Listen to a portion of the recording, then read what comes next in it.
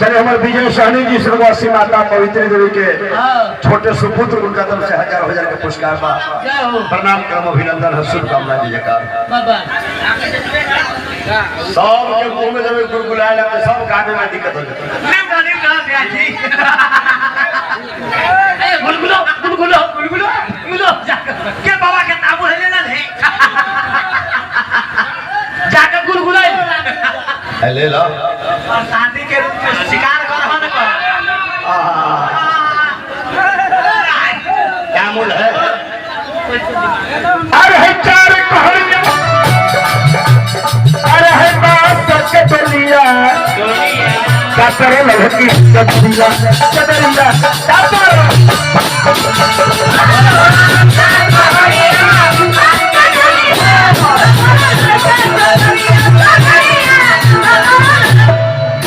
हमारे फूल बाबू रामपुर रमहर फूल बाबू की तरफ से 20 रुपये का पुरस्कार का प्रदान करम अभिनंदन लखन पंडित कद्दू टार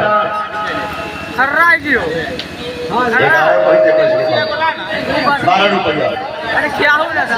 19 रुपया उधार है याद रखिए याद रखो भाई तो सोना जैसा अरे देहात याद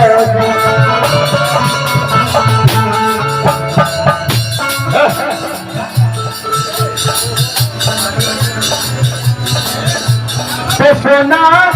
जैसा अरे देहात के लगिया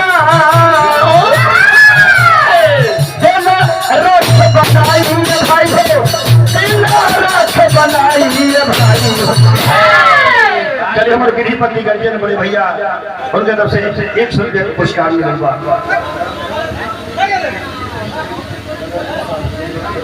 धरामदेव सहनी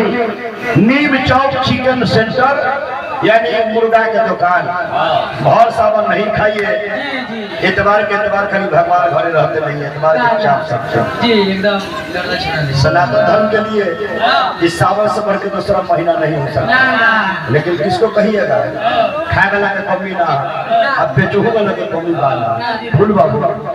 खाली सावन भर ना खाए सनातन धर्म में जो लोग आते हैं पूरा सावन भादो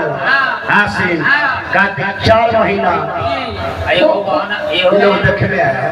एहो बहाना से छोड़ जाता औरत देखने ऐसे अरे 1500 का नाइटे है डाल दीजिए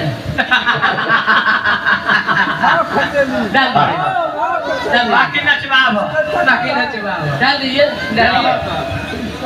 खोलो इसके बाद खोलो खोलो खोलवाना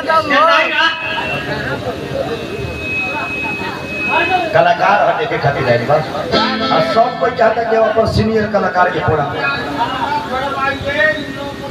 जी जी जी जी जी एक पर 2 फ्री है एगो मंटन उनका पर 2 फ्री जी आपके लिए खाली आपके लिए जी स्पेशल इनका नचवाना है तो आप जाइए अलग लेके जाइए नचवाना ले जाओ के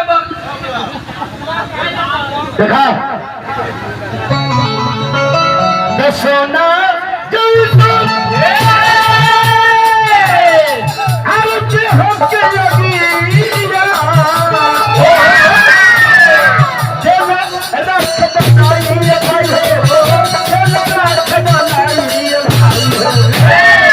शरीर चाहे तो अपना सुंदर हो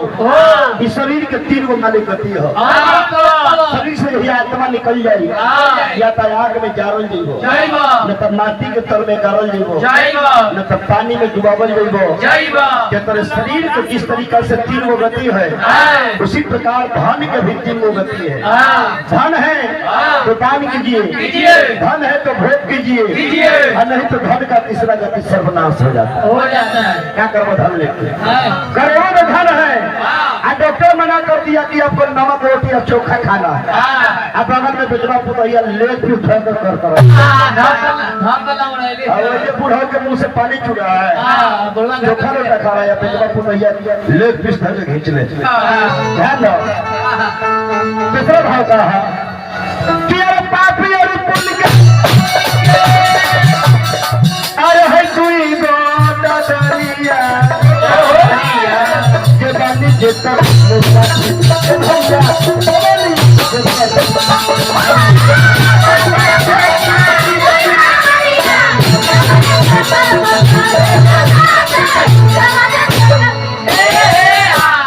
बाप और पुण्य के दुई गो जबरिया दू गो रास्ता है जीवन में, एगो धर्म एगो अधर्म। हाथ बाजार में निम्न सामान मिलेला खराबो मिलेला, तो आपकी मर्जी है निम्न सामान खरीद लो, कभी बैगन खरीद के चल दो 20 रुपये में 5 किलो, 60 रुपया में 1 किलो, दोनों में फर्क है। आगे 3 रुपया में 13 किलो, 3 रुपया में 13 किलो। ध्यान दो पापी और पुण्य अरे कोई गोदा दरिया के बानी जेता भैया के बानी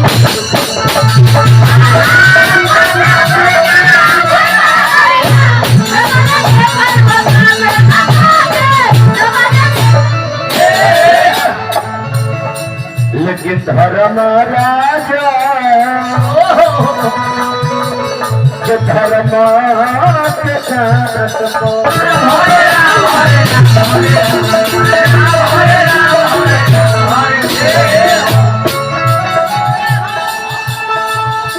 धर्म राजो के अरे धर्म के काट अरे लकी पति तौलाई भाई हो, लकी पति तौलाई भाई हो। धर्म राज के धर्म के काट पर नेकी पति नेकी पति का है धर्म को करो। हमको लग रहा है कि हम पाप कर रहे हैं, कुकर्म कर रहे हैं और कोई देख नहीं रहा। ना ना ना इंसान के नजर से आप बचाइएगा, लेकिन परमात्मा के नजर जब सीसीटीवी कैमरा वो पूरा दुनिया को वर्ल्ड को कैप्चर करता है। एक खातिर हमारा नजर से बच जाए, लेकिन भगवान का नजर में सब अलग अलग लिखाता है। कितना जो उल्टा बोल लो, कितना जो गलत कह लो, कितना साथ निमन कह लो, कितना साथ दारू कह लो, केकर ले धान, केकर मैदानी कह लो, लेकिन जितना कुछ करबो सब एजे रह जाए। हिसाब तो उइजा देवे के पड़े। राजकुमार पासवान जी सेंचुरी के ठेकेदार पोहरी निवासी बड़े भैया की तरफ से हजारों के धनराशि प्रणाम क्रम अभिनंदन। ध्यान दो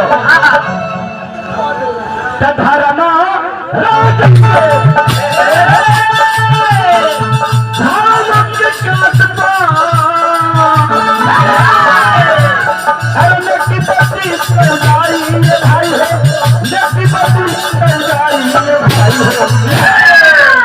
कुछ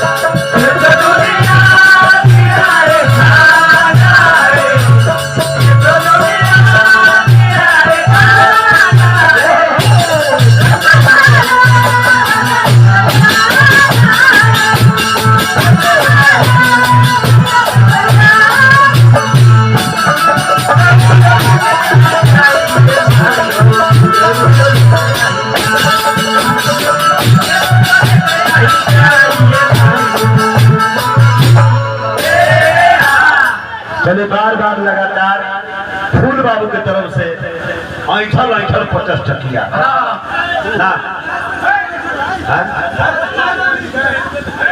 तो वही बात बोले कि ऐठल जोठल पंडा पर बैठल 51 रुपया का फूल बाबू की तरफ से